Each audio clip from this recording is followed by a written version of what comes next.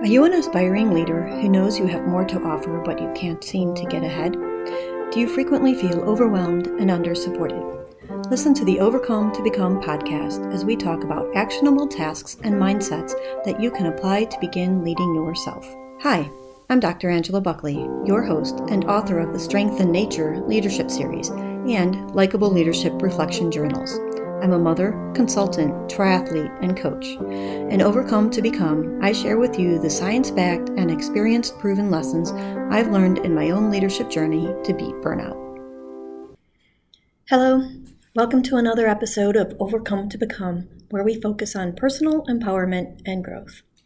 I'm Dr. Angela Buckley, and today we're delving into a challenging but vital aspect of boundary setting.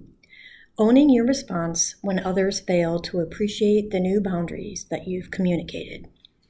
In short, owning your response instead of reacting. We want to respond and not react. We're going to explore how to acknowledge your emotions and control your reactions to ensure a thoughtful, measured response. So, in the past season, we've really talked about setting boundaries, how to set boundaries, how to communicate those boundaries, how to prepare for when those boundaries are not being honored or understood, and how we want to navigate all of these difficult waters. And today, we're going to talk about how we want to respond when the boundaries that we've communicated and practiced with the people around us have not been honored. And when they haven't been respected, it's natural to experience this emotional reaction.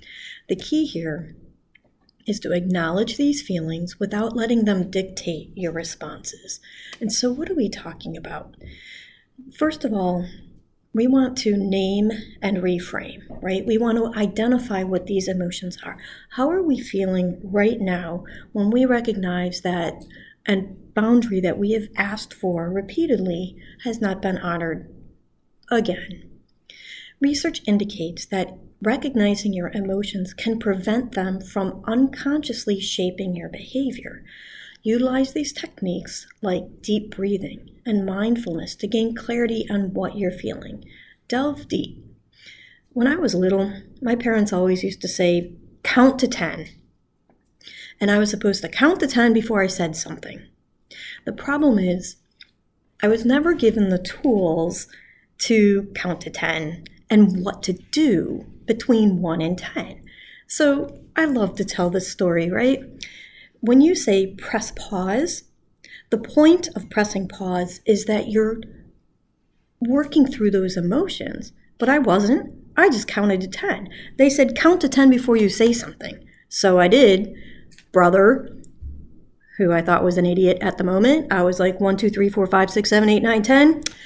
I still thought my brother was an idiot. Like, I didn't have the tools at the moment to understand that while counting to 10 wasn't just the point, counting to 10 and reevaluating how I was feeling and what I wanted to have as an outcome of this exchange.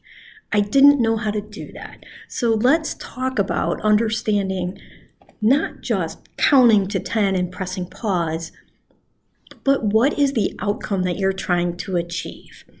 I don't want this to be some toxic positivity of just, hey, name and reframe, and there's always an opportunity. But I want to be able to understand these emotions, how I can put these emotions aside for a second and work towards the outcome that I desire. So again, we want to normalize this experience. Understand that these feelings of frustration, disappointment, they're normal when boundaries are ignored or not respected. So be kind to yourself and recognize these emotions as part of the setting and the reinforcing of your boundaries. We're going to count to 10. Fine, we've now recognized what these emotions are, and we're going to talk about what we want to have happen next.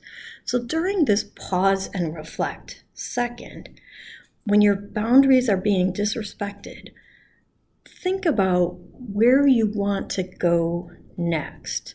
How would you like the outcome of the conversation to go. Perhaps we approach it with a little bit of curiosity. After I have expressed my need for not calling me after 9 p.m. at night or whatever your boundary is, why did you think that it was okay in this instance to not respect my boundary? Try working through with a sense of curiosity of what that person was thinking. So that's one way of trying to acknowledge and really try to get to where you're trying to go with the relationship and with the boundary. During this time period, you also want to sort of name and reframe, right? So shift your mindset from that reactive to an analytical and think of, why aren't they respecting my boundaries? And ask, how can I best communicate the importance of this boundary? What are the values associated with this boundary for me so that we can move forward? We talked about flexibility in the past, and so sometimes it is critical. Maybe there is an emergency that truly needs to be acknowledged and worked through at that moment. But let's just talk about how that is and how that feels. So asking those questions can really help you delve into what the boundary is, what your emotions are, and what the other person was thinking. During this time period, you've acknowledged your emotions, you've calmed yourself, and now it's time to really formulate a measured response, right? This is the time to start using your I statements to express the situation, how it makes you feel, and what needs to happen as you move forward in the relationship and honoring the boundary. This reduces the defensiveness on the other person's behalf and promotes some understanding. So really talking about the I statements can help, but then also that clarification and the curiosity questions that we've already been asking help really establish a healthy relationship. And then we're going to move into trying to figure out solutions. Approach the solution collaboratively. Frame your response in a way that invites dialogue and joint problem solving, reinforcing that mutual respect, right? So when's a time in your life where this has worked? And also go through a time as you reflect. When's a time in your life where these techniques did not work? How do you identify a healthy relationship where we just need to gain some firm footing, or an unhealthy relationship where that's truly no longer going to be the person that needs to be in your life at that moment? Once we've established where we want to go with our boundaries, once we've approached with a sense of curiosity, let's look at this again as an opportunity for growth and resilience building for ourselves. Let's reflect on those outcomes. After the interaction, assess what went well and what can be improved. I like to do this in a writing exercise, or frankly, that's why we have friends and colleagues, coaches, therapists. It's an opportunity for you to reflect on the reaction and talk about that and what can you learn from this instance. This reflection will help you refine your approach for future situations. As you continually set boundaries, as you talk to the people around you, as you understand who belongs in your life and out of your life, you are going to make progress. Acknowledge these small wins in handling the situations more effectively. This will enhance your confidence and build your resilience over time.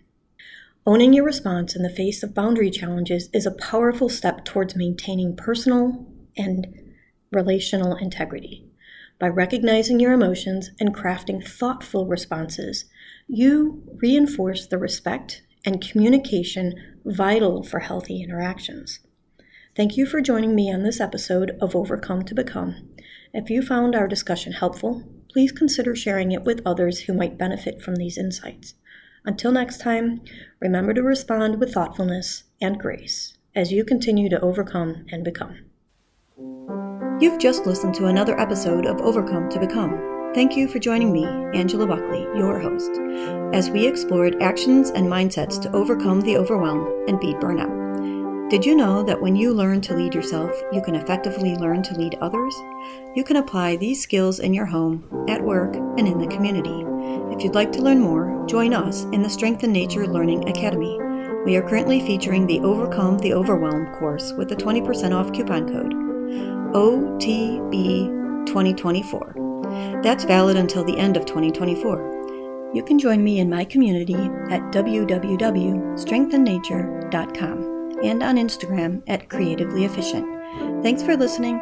I look forward to hearing from you soon.